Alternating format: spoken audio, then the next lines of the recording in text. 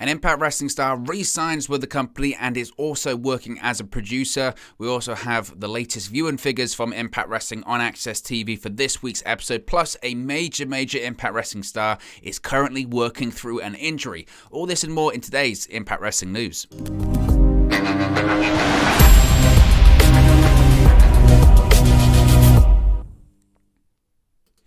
Hey guys, welcome back to Wrestle News 365. Hope everyone is doing very well. As always, we have plenty of news stories to get into today in the world of Impact Wrestling. So let's first start off about talking about a major signing, or re-signing, if you will, with Impact Wrestling, and that is that Violent by Design's Cody Deaner has re-signed with the company and is now working as a producer. This is maybe a two-pronged story here. So Cody Deaner revealed in an interview with Slam Wrestling released on Thursday that he has indeed re-signed with Impact Wrestling. Now, the 39-year-old has been with the promotion since March of 2018 and was also a member of the TNA roster for much of 2009. As mentioned, he's currently part of the Violent by Design faction, along with Eric Young and Joe Doring. Now, Deaner cited creative freedom and the ability to work with other promotions and Impact Wrestling's roster as his main reasons for re-signing with the company. This is what he had to say, quote, "I believe we have the best roster in professional wrestling, both in terms of the talent, but also in terms of the morale of the company. Everybody gets along, and it really feels like a team. It feels like a family. So I definitely wanted to stay with my family." Now, additionally, Deaner noted that he is still able to continue working as a motivational speaker whilst being part of Impact Wrestling's roster. He said, quote, "Being able to continue with the professional speaking business was a huge factor in my decision to re-sign with Impact. With Impact Wrestling, we have the freedom to follow our passions and do things outside of the bubble of the company. We can be our own businessmen and businesswomen and do all of these other projects." So that is a big story coming for Impact Wrestling, Cody Deaner re-signing with the company.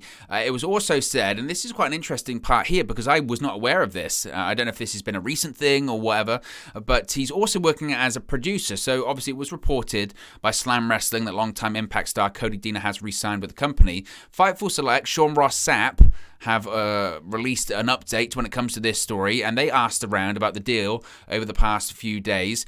They weren't really able to land an insight on how long the contract is for, if it's a multi-year contract, if it's just another year, end of the year, all that kind of stuff. But they've learned that actually Cody Deaner isn't just working for Impact Wrestling as a talent. He's not just wrestling for the company.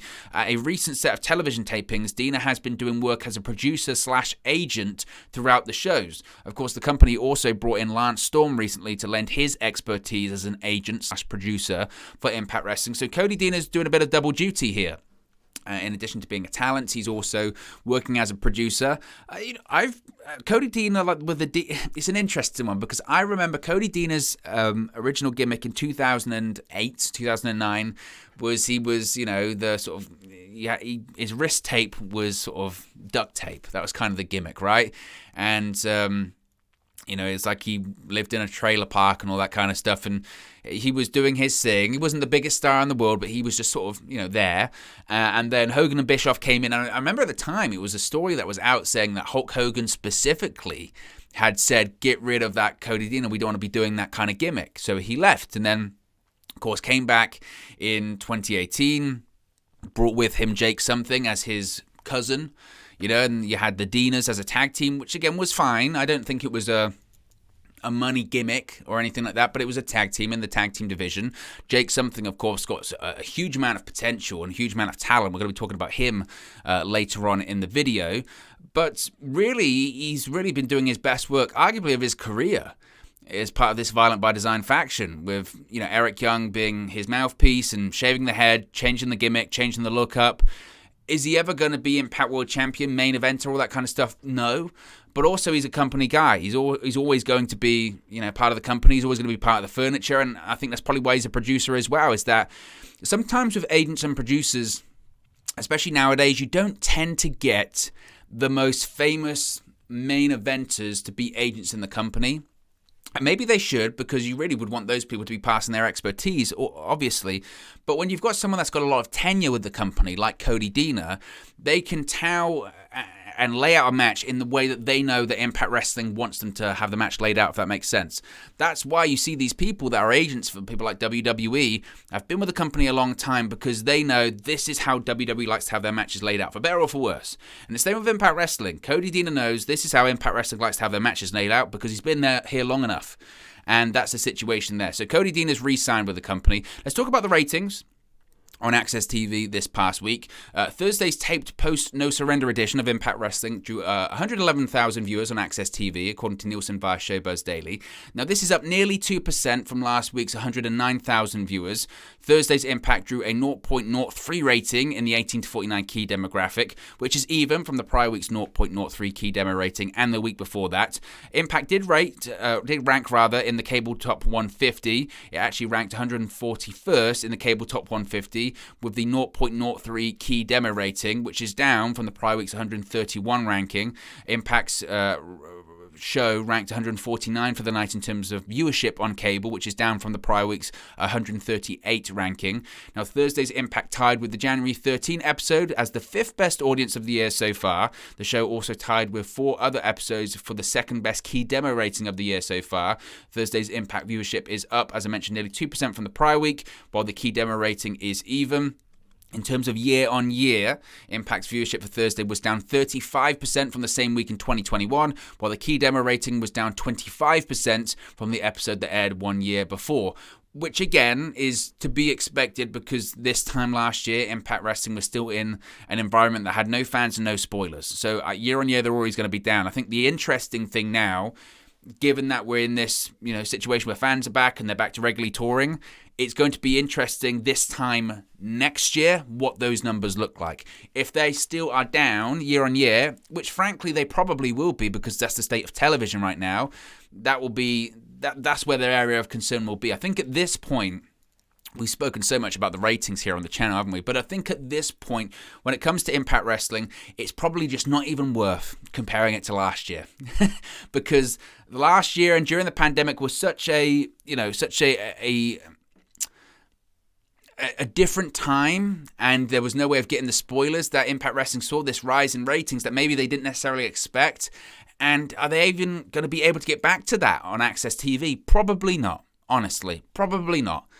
And I think, like I said, it's probably not even worth comparing it to that now. The most important thing is the quality of the shows, and the quality of the shows have been very good. They have been very good. So I'm excited to see what they produce going forward. This is a really, I guess, worrying for some story, is that Impact Wrestling World Champion Moose is actually working through quite a serious shoulder injury. So Moose has been pushed as the top star in Impact Wrestling over the course of the last few months, dating back to, obviously he won the title at Bound for Glory, but he's been pushed as a top star till last year, really, beginning of last year, for a long time, put it that way. And he's working hard to maintain his role in the promotion. But unfortunately, the Impact World Champion is actually dealing with quite a serious injury right now. The Impact World Champion told PWInsider.com that he is currently working through a torn labrum. He stated that he is currently feeling rough physically, but intends to work through the injury. However, he knows at some point he will have to take an extended period of time off to have the issue taken care of. Moose noted that due to his history of being an athlete, he knows what it's like to battle through an injury, as he once played an entire season in the NFL with a torn rotator cuff.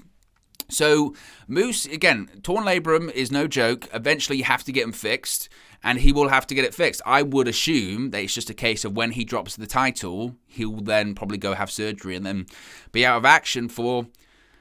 Torn labrums, shoulder injuries are really tough. Previously, back in the day, in the 90s, if you had a torn rotator cuff or you had a torn labrum, you just worked through it for years and you didn't get surgery. A lot of the times now, it used to be you dislocate your shoulder, pop it back in, work the next night. Now they kind of realize that when you dislocate your shoulder, you tear everything involved in it, including sometimes you get a torn labrum. Yes, you can work through it. Yes, you can rehab through it, but eventually you have to get it fixed. It's the Kenny Omega situation, right? You can work through all of these injuries, but there comes a time where you have to go and get that fixed ultimately. And I would assume it's whenever Moose drops the title. I don't know when that's going to be. I don't know if that's going to be 2 weeks, 2 months, whatever it may be, the end of the year. I have no idea. But eventually, we're not going to be seeing Moose on Impact Wrestling because he's going to have to get that shoulder fixed. So I guess if you're Impact Wrestling, it's about protecting Moose as best as you can at the moment, working him up to these big matches that they want to have, whether it's at Rebellion, Slammiversary, Bound for Glory later this year, and then getting the shoulder fixed. Can he last until Bound for Glory? I don't know. It's a long time between now and October, isn't it? Especially with a bad shoulder. Kenny Omega worked for nearly, close to a year with a multitude of injuries, and I think probably Moose will be looking at the same. He'll be going, look, if I can make it to Bound for Glory, whether he drops the title at Bound for Glory or Slammiversary or whatever, then he gets the shoulder fixed. I think that's probably what they're looking at. But it's unfortunate because it happens to so many people, doesn't it? You get to that big mountaintop, you get to winning the championship, and then you get an injury, and it absolutely sucks. It really does. We spoke about this previously, but we actually aired on television now. Eddie Edwards explained why he turned his back on Impact Wrestling at No Surrender, explained why he joined the Honor No More faction, and in the meantime, he also got confronted by his wife. He explained why that he did what he did.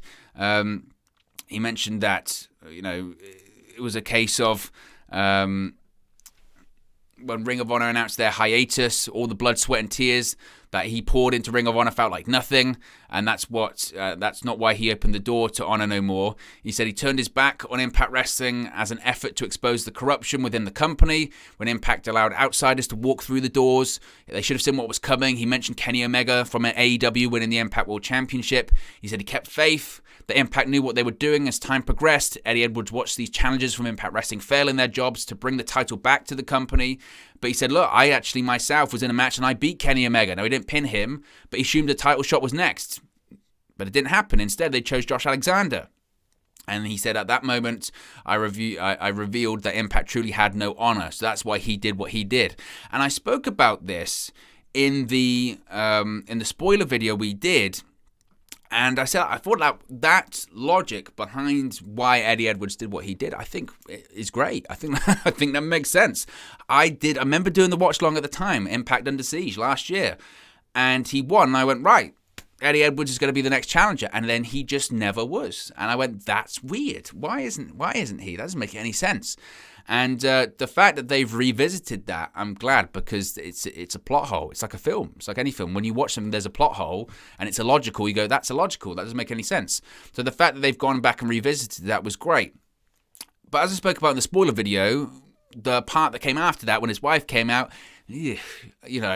Alicia Edwards came out, said that she couldn't believe that he was defending his actions instead of asking for forgiveness.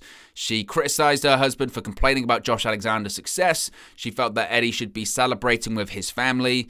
Eddie cut in to say Honor No More is now his family. Alicia asked, where does that leave her? Is she still his family? Eddie said it was up to her, and he exited with Honor No More. And the show closed with Eddie on stage and Alicia in the ring for a dramatic tease of will she, won't she? And that kind of bit, I was a bit like, I get that they were going with drama. I get that they were going with an ultimatum. But it's just that I mentioned about logic when you go, that's taking me a little bit out of it. You're telling me someone's going to divorce his wife from a wrestling faction?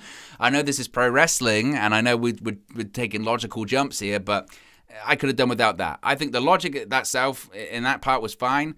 I think they could have done a backstage interview with Alicia Edwards and go, what do you think? And what do you think about Eddie Edwards? And she could have gone, I don't know. I don't know what he's thinking, but he's my husband. And do something like that instead of being big, outside in the ring, pro wrestling, soap opera. That's not my kind of cup of tea. But, it is what it is. Heath is challenging Moose for the World Championship at Sacrifice. I spoke about Moose earlier, and Heath is now going to get his shot at the Impact World Championship because Moose opened the broadcast gloating about his victory over W. Morrissey at No Surrender. And out came Heath. He said he was disgusted at the Impact World Champion doing nothing about the war between Impact and Honor No More.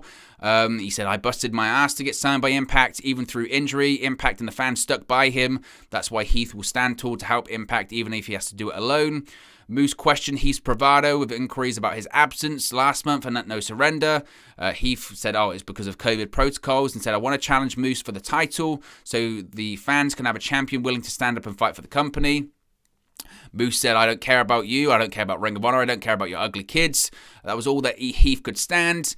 He said he can't stand no more. He peppered Moose with a bunch of punches and a jumping Russian leg sweep, and then held the title up in the air, which you can see right there. Backstage, Scott D'Amore was peeved by Moose's lack of respect for the company, so he booked a match at Sacrifice between Heath and Moose for the Impact World Championship.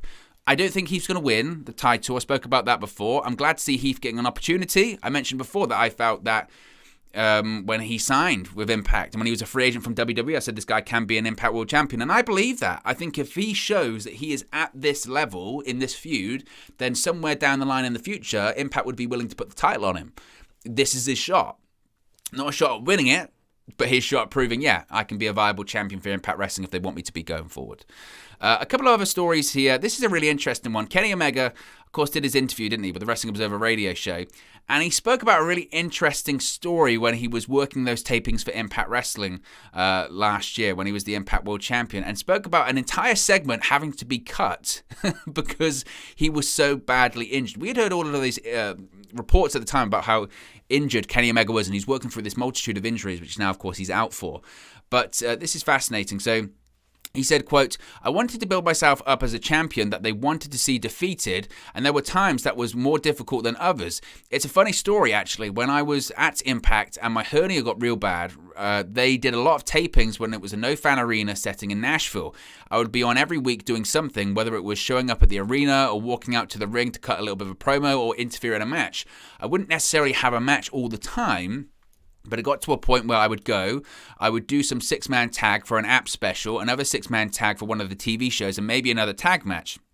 And then the next day would be the pay-per-view match. And then the day after that would be a follow-up TV tapings to like the pay-per-view Fallout. Those days would normally have maybe one match, but a lot of run-ins, a lot of interviews, a lot of promos. I recall having to do a run-in. I think it was on Sami Callihan or maybe on Moose or both actually. Every step felt like I was getting poked in the stomach with some sort of sharp object. I remember Scott D'Amore telling me after, he's like, "Kenny, we had to cut that entire segment out. You look like a 95-year-old man walking to the ring." I was like, well, yeah, it was bad. I couldn't do a run-in. I had to do a walk-in. And I was kind of like walking on hot coals. I was like, So those stories we heard at the time, you know, Kenny Omega's really beat up, all that kind of stuff, were true.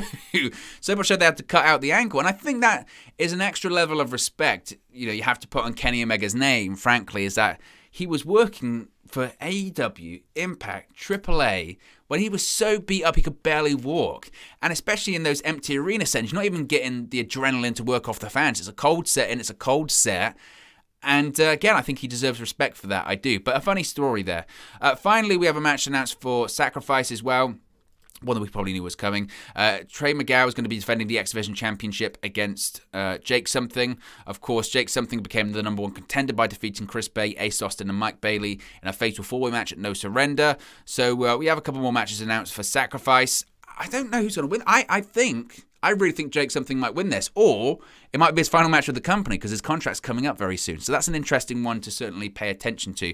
But anyway, guys, let me know your thoughts on today's Impact Wrestling news in the comment section below. Be sure to like and subscribe to Wrestling News 365, and I'll speak to you again very, very soon. Hey guys, thank you for watching, listening, streaming, or however you come across this video today. Be sure to click on the video on the right there to watch our next video, or click the bottom there to subscribe, or the bottom right hand corner. Thank you very much, and I'll speak to you again very soon.